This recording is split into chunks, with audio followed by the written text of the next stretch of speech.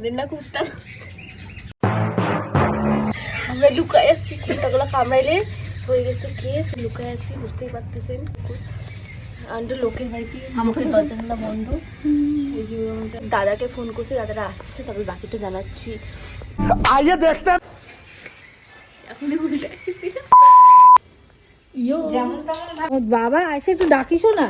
चलो भाई देखो अब मैं क्या करता हूँ। ভাই সোনাইদের বাড়ির সামনে আয় না, জলদি জলদি भाई সোনাইদের বাড়ির সামনে আয় না, জলদি জলদি।